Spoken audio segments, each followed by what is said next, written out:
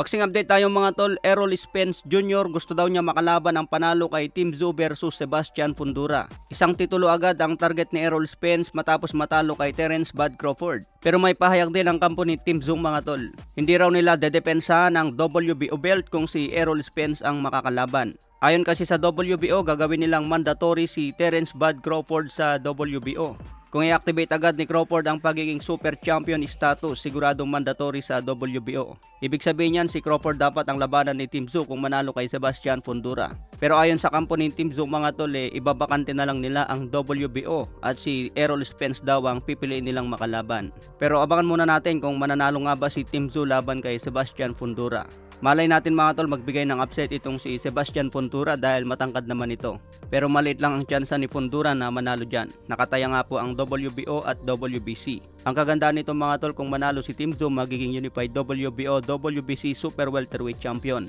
Kung ibabakante niya ang WBO, matitira pa rin sa kanya ang WBC belt. Ito na lang siguro ang dedepensa niya laban kay Errol Spence. Pero abangan pa rin natin ang mangyayari dyan. Kailangan may panalo ni Tim Tszyu kay Sebastian Fundora. Samantala, common event, Rolly Romero versus Isaac Pitbull Cruz. Sabi ni Rolly Romero, easy fight lang daw sa kanya si Pitbull Cruz. Nagpagawa pa ng kwintas na kamukha ni Pitbull Cruz. So tiwala si Rolly Romero na isang knockout ang panalo. Pero sinabi naman ni Pitbull Cruz, magkakalaman na lang sa loob ng ring.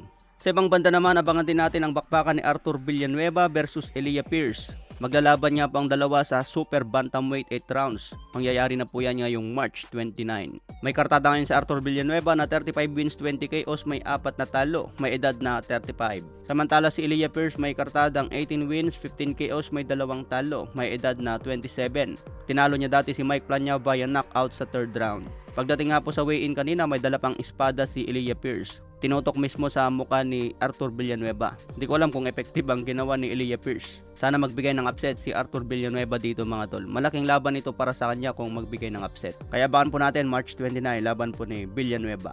Maganda sana itapat si Elijah Pierce kay Cuadro Alas Casimero dahil parehas may angas. Lumalaban naman sa Super Bantamweight si Elijah Pierce kaya pwede itapat to kay Cuadro Alas. Ano sa tingin nyo mga tol, kaya bang durugin ni Casimero itong si Elijah Pierce? Sa ibang banda, Juan Estrada dedepensa ng WBC Super Flyweight Belt laban kay Jesse Bam Rodriguez ngayong June 29 sa Arizona.